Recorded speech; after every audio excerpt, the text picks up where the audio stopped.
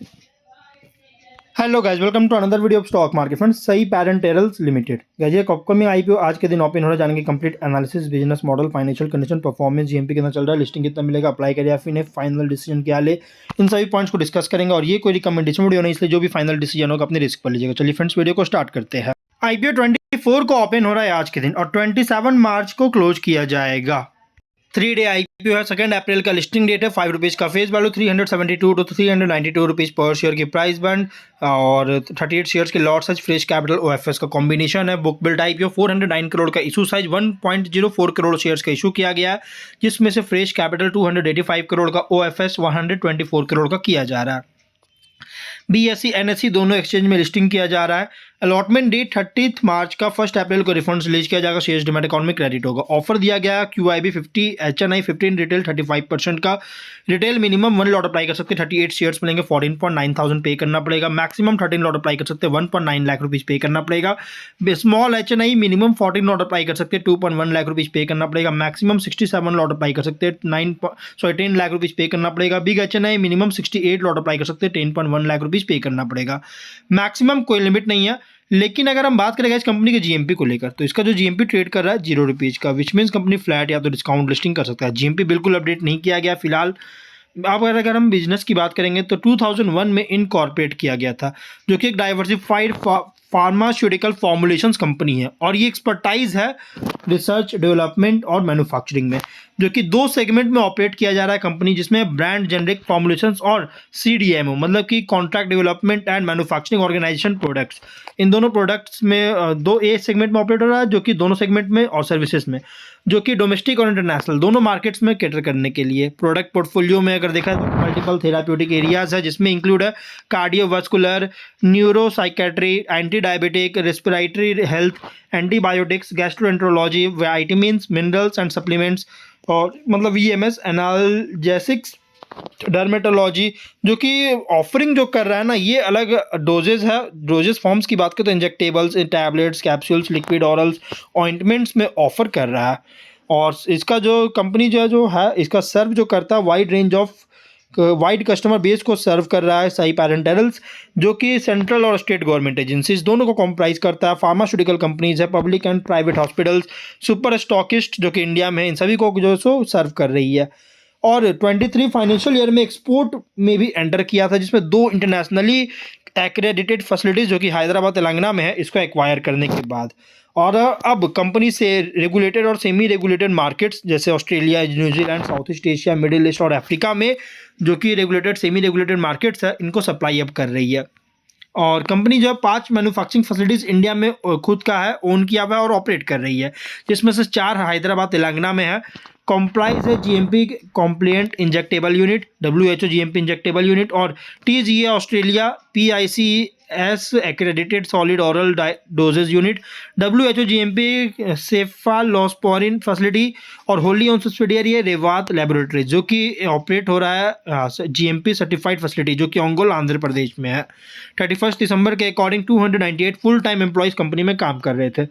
अगर हम बात करें ओवरऑल बिजनेस का, तो well diversified pharmaceutical formulation development and manufacturing company है।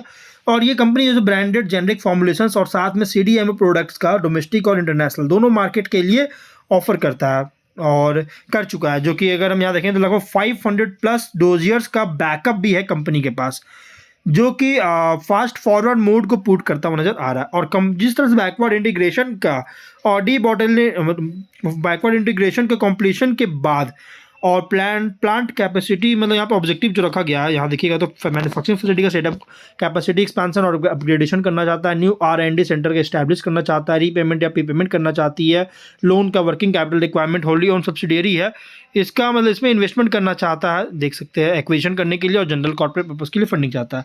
तो प्लांट कैपेसिटी का एज ऑस्ट्रेलिया फैसिलिटी में, जो कि आप देखिए मेनली ऑस्ट्रेलिया फैसिलिटी का ही जो करना चाह रही है। तो इससे क्या होगा कि डी बॉटल नेक जो करेगा प्लांट कैपेसिटी का एज ऑस्ट्रेलिया फैसिलिटी में, तो इससे स्पीडी ग्रोथ देखने को मिलेगा टॉप एंड बॉटम लाइन में। अब अगर हम बात करेंगे इस कंपनी के रेशियोज, उससे पहले हम लोग फाइनेंशियल की बात करते हैं। तो कंपनी का जो फाइनेंशियल अगर देखा जाए तो एसेट्स है 376 करोड़ का, नेटवर्थ है 209.3 करोड़ का, रिजर्व्स है 189 करोड़ का, डेट है 76 करोड़ का। रेवेन्यू प्रॉफिट 23 में 97 करोड़ का रेवेन्यू, 4.4 करोड़ का प्रॉफिट, 24 में 155 करोड़ का रेवेन्यू, 8.4 करोड़ का प्रॉफिट, 25 में 164 करोड़ का रेवेन्यू, 14.4 करोड़ का प्रॉफिट, फर्स्ट हाफ में 89.4 करोड़ का रेवेन्यू, 7.7 करोड़ का प्रॉफिट है। कंपनी का फाइनेंशियल अगर देखा जाए तो टॉप एंड बॉटम लाइन में अगर देखा जाए तो अच्छी ग्रोथ देखने को मिल रही है, और जबकि हायर साइड पर वैल्यूएशन भी बहुत ज़्यादा देखने को अच्छा है। वैल्यूएशन हायर साइड पर अगर देखा जाए तो क्योंकि रेशियोज देखिए, ROE 5.1, RONW 5.1 है, ROCE 9.3, PAT है 9, EBITDA मार्जिन 18.7% का, PB 10.9, PE रेशियो 72.2%, तो 72.2 टाइम का है, और प्रोमोटर होल्डिंग पर रेशियो 61.2 और पोस्ट इज 51.2% का, और मार्केट कैप 1732 करोड़ का। प्रोमोटर है अनिल कुमार करुशला, विजिता गोरेपति और करुशला अरुणा इसके प्रोमोटर है।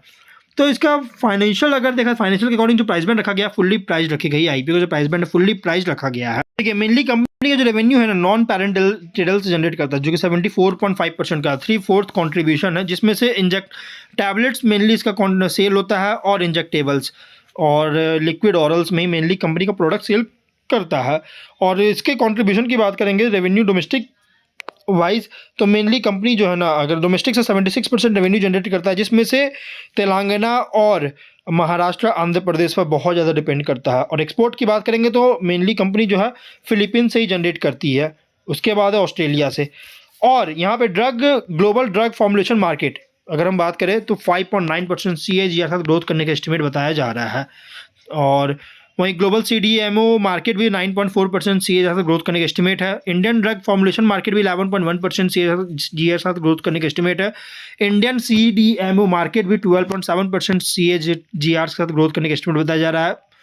अब अगर हम बात करें कंपनी का कॉम्पिटिटर का, तो कंपनी का कॉम्पिटिटर है अगर देखा जाए तो साई पैरेंटल्स का competitor Sai life science, Innova Captab, Senores pharma, Gland pharma इसके कॉम्पिटिटर सेम बिजनेस प्रोवाइड करता है। स्वॉट एनालिसिस करेंगे स्ट्रेंथ में, और फार्मास्यूटिकल फॉर्मुलेशंस और CDMO सेक्टर में ऑपरेट हो रहा है। डाइवर्सिफाइड प्रोडक्ट पोर्टफोलियो है मल्टीपल थेराप्यूटिक सेगमेंट में, जैसे कार्डियोवास्कुलर, एंटी डायबिटिक, एंटीबायोटिक और डर्मेटोलॉजी। स्ट्रॉन्ग प्रेजेंस है ब्रांडेड जेनरिक्स और CDMO सेगमेंट दोनों में, और अलग अलग डोजेज फॉर्म्स का मैन्युफैक्चरिंग करता है। डोमेस्टिक और इंटरनेशनल डिस्ट्रीब्यूशन नेटवर्क एस्टैब्लिश कर चुका है। R&D एंड फॉर्मुलेशन डेवलपमेंट पर फोकस करता है, जिससे प्रोडक्ट पाइपलाइन एक्सपेंशन को सपोर्ट कर सके, और एक्सपीरियंस्ड मैनेजमेंट है इंडस्ट्री एक्सपर्टाइज के साथ। वीकनेस की बात करेंगे तो रेगुलेटरी अप्रूवल्स पर डिपेंडेंट बहुत ज़्यादा फार्मास्यूटिकल प्रोडक्ट्स और एक्सपोर्ट के लिए, और स्केल इसका बहुत ही स्मॉलर है लार्ज फार्मास्यूटिकल कंपनी से कंपेयर करेंगे। वर्किंग कैपिटल इंटेंसिव है इन्वेंट्री और डिस्ट्रीब्यूशन साइकिल के कारण।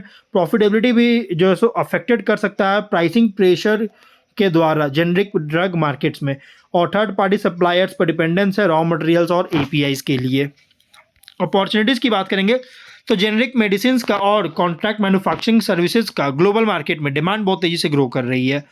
रेगुलेटेड मार्केट्स में भी एक्सपैंड कर रहा है, जैसे रेवेन्यू और मार्जिन को इंप्रूव कर सके, और आउटसोर्सिंग ट्रेंड जो है इंक्रीज हो रहा है pharma manufacturing benefits CDMO business में, और प्रोडक्ट पोर्टफोलियो को निश और स्पेशलिटी फॉर्मुलेशंस में एक्सपैंड करने की एबिलिटी है।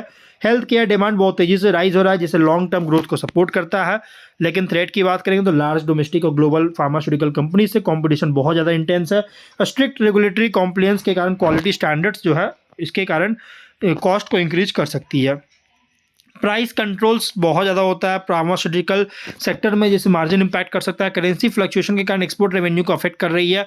सप्लाई चेन डिस्ट्रप्शन के कारण रॉ मटेरियल्स और APIs में डिस्टर्ब हो सकता है सप्लाई चेन में, इसके कारण जिससे इंपैक्ट कर सकता है। और अगर वहीं पीयर कॉन्टेक्स्ट की बात करेंगे तो यहाँ पे अगर लार्ज फार्मास्यूटिकल कंपनी से कंपेयर करें तो ये जो कंपनी है ऑपरेट हो रहा है as a mid scale formulation और CDMO प्लेयर। वहीं अदर फार्मा मैन्युफैक्चरर के अगेंस्ट अगर देखा जाए तो प्रोडक्ट पोर्टफोलियो, मैन्युफैक्चरिंग कैपेबिलिटी और एक्सपोर्ट प्रेजेंस पर कम्पीट करता है। इन्वेस्टर के लिए IPO रिप्रेजेंट कर रहा है pharmaceutical manufacturing and CDMO sector play, जहां ग्रोथ पूरी तरह से डिपेंड करता है ग्लोबल जेनरिक डिमांड और रेगुलेटरी अप्रूवल और न्यू मार्केट में एक्सपेंशन पर डिपेंड करता है मेनली। तो ओवरऑल अगर बात करें तो IPO जो है medium to long term IPO है, फंडामेंटल स्ट्रॉन्ग है, medium to long term IPO, but final decision जो भी लीजिएगा अपने रिस्क पर लीजिएगा। ये कोई रिकमेंडेशन वीडियो नहीं, तो मिलते हैं नेक्स्ट वीडियो में। Till then bye bye.